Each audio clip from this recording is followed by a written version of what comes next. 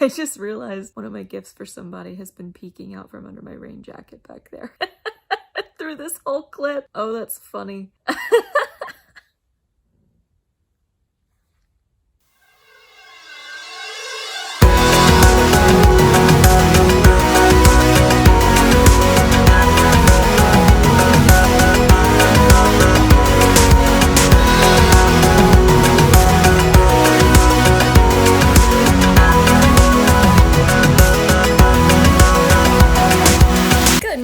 It is Alirien, and we are on day 6 of our trip, and we are going to Universal Orlando and Islands of Adventure today. It's about 10:22. We let ourselves have a late start and a slower morning this morning because we're not as pressed to try to get certain things done necessarily. We're gonna explore. We're gonna have a good time. But yeah, the weather is supposed to be very, very nice today. I'm gonna go ahead and do that. Yeah, we're about to load up into the car and head to Universal, so come along.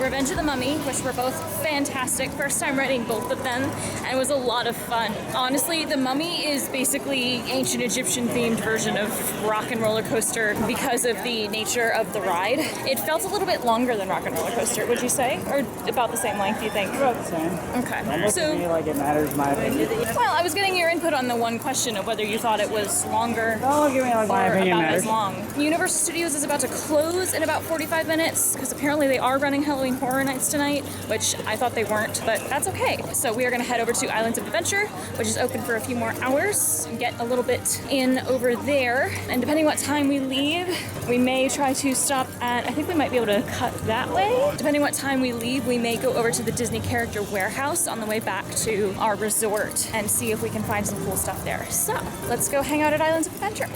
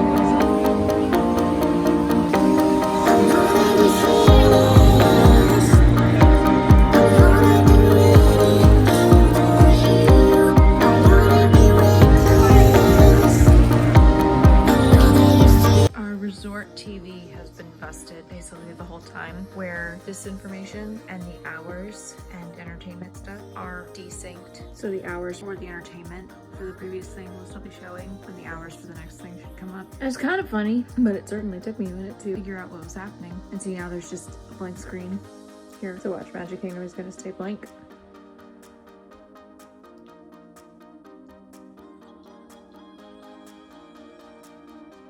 Oh, and there's the hours. But apparently these are also Epcot's hours? Oh, no. No entertainment at Epcot.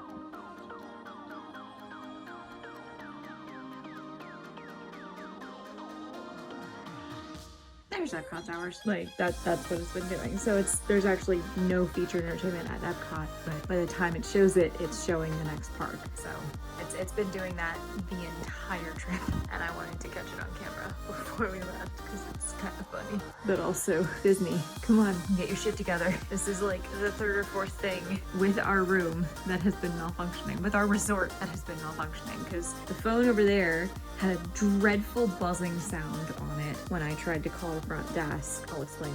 I was way too close there. When we first checked in on Monday, when we finally got to the room, the fire alarms went off out of nowhere for about 30 seconds and then cut off again. And just to make sure it wasn't a problem, I went ahead and tried to call the front desk to let them know what had happened. Well, I picked up that phone and there was a horrendous buzzing sound, and it was so loud that I could not hear. I could barely hear the ringing, and if anybody picked up before I hung up, I could not hear the voice on the other end of the line, so I had to hang up. And then I found the number for the resort from when I had been texted the check-in information, so I contacted that way. They directed me to the Reedy Creek Fire Department, who then forwarded the information directly to the resort and sent somebody over. They came by and explained that it's apparently like a sensor beam in the alarm, so they've had people accidentally set it off with too much steam from the shower, or even, especially out here in Fort Wilderness, if a bug happens to get in the room and fly into the alarm just right, they can disrupt the infrared beam and set off the alarm with no warning. That's a thing that maybe they should consider making that a little tighter so that it's like actually smoke that sets it off and not just anything that happens to be opaque enough to disrupt the beam. Check the phones in the rooms and make sure they're all working properly so that if someone actually needs the phone, they can utilize it properly, because there are still people who are going to need to rely on the phone in the room in order to communicate with people at the resort or for any number of other things.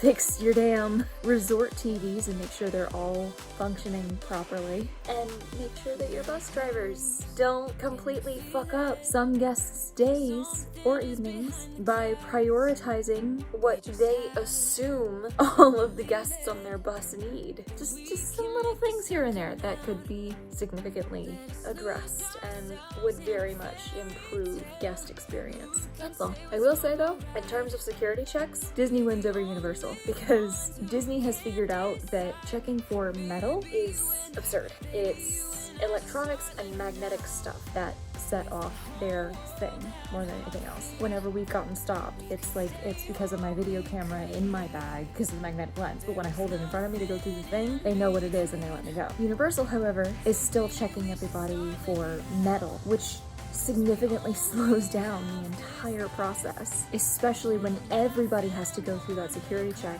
even to get into City Walk. So you're bottlenecking everybody and you're using a less sophisticated security method. That's not okay. Like, the guy literally made Chris take his entire belt of shit off of him and his sporran in order to clear him. But what do I know? We've been intermittently starting to pack. Our lunch is at 1:30 tomorrow, so we don't have to get up too early. But I'm probably gonna go to bed fairly soon just to make sure I'm well rested, since we gotta drive 10 hours tomorrow. I'm gonna finish off my drink. I'm gonna put some lotion on my poor feet.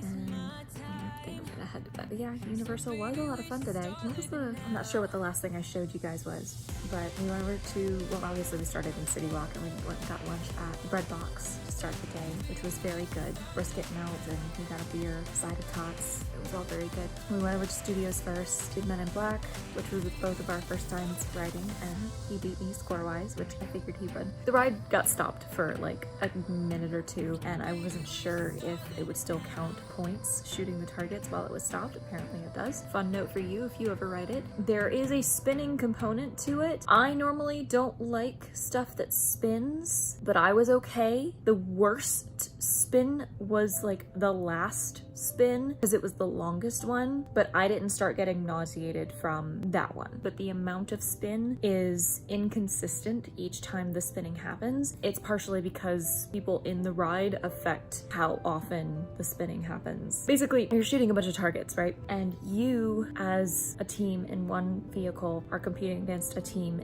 in another vehicle on the opposite side of the track. And at one point in the ride experience, there's a target on the opposite vehicle that you can shoot to spin them. But there are also scripted spins that happen because of what's going on in the ride. But yeah, the very last spin is underneath the like big bad alien at the end of the training facility. That was the worst spin because it went for the longest, and I didn't start getting nauseated from that one. So how you feel about spinny rides, take that into account, I guess. I had my first churro today. I had never had churros before, so it was very, very good. We walked through London and Diagon Alley for a little bit, and I got a little pissy at a woman in one of the shops. She was being a little weird, and I had been trying for a couple of minutes to wait till people weren't interacting with this particular rack with like, it was one of those four-sided racks that spins so that you don't have to walk around the whole thing to look at it. You can just make the merchandise come to you. And somebody had been on the opposite side who didn't see me trying to spin it, and they had finally walked away. And I started moving it as she walked up, and she was looking at one side as I started spinning it, and I saw her look at me and give me a stink eye and start turning it back toward her to look at something that I had started moving away from her. I was like, okay, all right, bitch. So, and I walked away. I left because I wasn't about to deal with it. But that, people at the Universal parks stressed me out more than anybody at these Disney parks, and that is saying something. It's just a slightly different element. It's not necessarily that like anybody in particular is a bad person or anything. It's just a little bit of a different element, I think, at the Universal parks versus the Disney parks. I'm not saying you're always gonna have people be nicer at the Disney parks than at the Universal parks, because we had some really nice interactions at Universal, and we had some crap interactions at Disney. But we walked around Diagon Alley, went and did Mummy. Revenge of the Mummy, which was also my first time experiencing it. It was his first time as well, but he was adamant that like, hey, this is you, this is ancient Egypt, we gotta write it, and we did it, and it was fantastic. Honestly, it's, if you've ever ridden Rock and Roller Coaster, it's Rock and Roller Coaster skinned to ancient Egypt and the Mummy movies. There's like a slow introduction into what's going on, whereas you're moving through the queue, you are extras on the set of the Mummy films, and you see on the screens as you first get in them talking about behind the scenes stuff and playing up the idea that the mummy's curse from the movie is actually real and the magi are real, and they've given everybody these amulets to protect themselves, and not all of them are necessarily like believing it. And there's one poor, I guess, PA who's having to run around and like get coffee for Brendan Fraser and stuff like that, who keeps having the one that he has gotten for himself taken by one of the other bigger wigs. And so in the beginning of the ride, he's been turned into a mummy and is in the sarcophagus like, guys, no, go back, it's a trap, the whole thing's real. And the actual mummy comes out, Imhotep, and silences him, and, you know, I'm gonna take all of your souls and get to live forever. And he launches you into the actual coaster, but it was a lot of fun. And after that, they started roping off a lot more for the evening's events and like the last hour that the park was open. So we went ahead and kind of cut short what we were doing there. Headed over to Islands of Adventure. We got a hot dog and split it. Got some goodies in the Jurassic Park area. Went through Hogsmeade. Got a couple more goodies there. We shared a butterbeer, which was his first time having it. Just a plain cold one as opposed to a frozen one. So I've had the frozen one before. I wanted just the simple plain cold butterbeer, which was perfect. And I got to him on Forbidden Journey for his first time riding it, and he really enjoyed it. Because we've done Flight of Passage before, and I had done Forbidden Journey, so it was very similar to Flight of Passage, like feeling wise and movement wise. For Men in Black and for Forbidden Journey though, he got redirected to take off his belt and everything before getting in the vehicle because there just wasn't really room for it. We walked through the rest of Islands and shopped a little bit more. We grabbed some dinner on the way home. On the way back to the cabin from Noodles and Company, which was very, very good. I got pad thai and we got like a pesto tortellini. And we've just been decompressing and, like I said, intermittently packing. I showered and been over and opened up for the evening. So like I said, I'm gonna go finish my drink and go to bed. Thank you all so much for watching. I hope you enjoyed the video. If you did, you know where all the buttons and the links are at this point, I presume. If you'd like to see more content like this, I have a playlist linked in the cards and the doobly-doo of both this trip from this year, as well as all of my travel videos. And I'd like to give a huge thankful shout out to my coven of patrons who continue to be the most pivotal in helping this content be bigger and better every time. If you would like to join their ranks and financially contribute to me and my content, the link to do so is in the link tree below, and pledges start at $1 a month. Stay tuned for our final day here at Walt Disney World and our journey home, which we will be doing tomorrow, and you will see whenever it gets posted. And we'll see you all again very soon. Keep it, my loves. Mwah.